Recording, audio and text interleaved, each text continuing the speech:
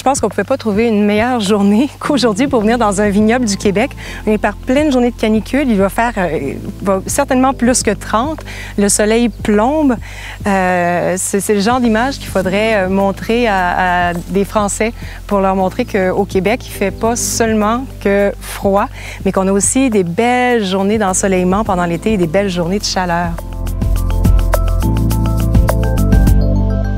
Voyager, se rendre sur les lieux dans les vignobles, ça nous permet d'être mieux outillés pour comprendre quels sont les défis des vignerons. Par exemple, ce que je vois ici déjà, dans ce vignoble-ci en particulier, déjà l'herbe n'est pas coupée. On a fait ce premier choix-là, donc de garder l'herbe, peut-être pour apporter une certaine compétition. Plus il y a d'herbe, moins toute la vigueur se rend dans la vigne.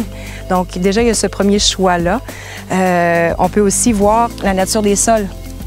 Donc, dans un vignoble, des fois, on va avoir des sols plus argileux, des sols plus sablonneux. Parfois, il va y avoir des sols très calcaires, très durs. Là, je vois aussi que le sol est très aéré.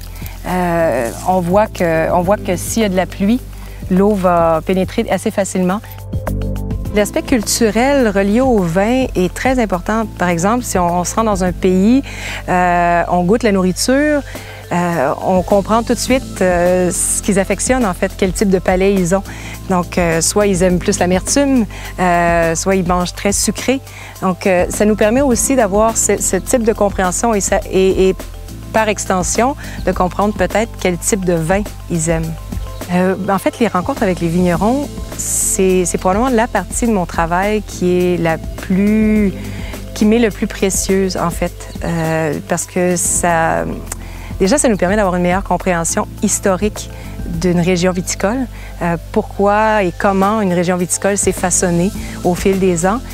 Et puis aussi, c'est que cette dimension humaine dans la vigne et dans le vin est parmi les plus importantes.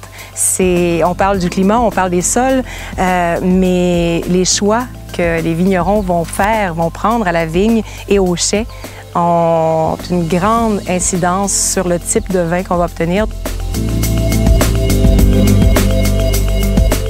La façon dont je perçois mon travail, la façon dont moi, j'aime croire que je travaille, c'est que je suis plutôt une courroie de transmission. Parce que tous les consommateurs ne peuvent pas forcément se rendre sur place pour aller poser des questions aux vignerons. Donc moi, mon travail, c'est de me rendre sur place, poser des questions, essayer de résumer, de distiller toute cette information et puis de la retraduire de la façon la plus compréhensible et la plus digeste possible pour les lecteurs. Ce qui est toujours intéressant pour nous, c'est que quand on est sur place, des fois, on voit des groupes de touristes. En Grèce, par exemple, il y a quelques mois, il y avait des autobus complets de touristes qui venaient découvrir les vignobles du Péloponnèse. Ça me fascine. Et dans toutes les régions du monde, bon, les premiers qui l'ont fait, c'était surtout les Californiens qui étaient très ouverts à l'œnotourisme. Mais maintenant, même des régions comme la Bourgogne, qui autrefois étaient très fermées, presque hermétiques à l'étranger, s'ouvrent au monde, développent des circuits œnotouristiques.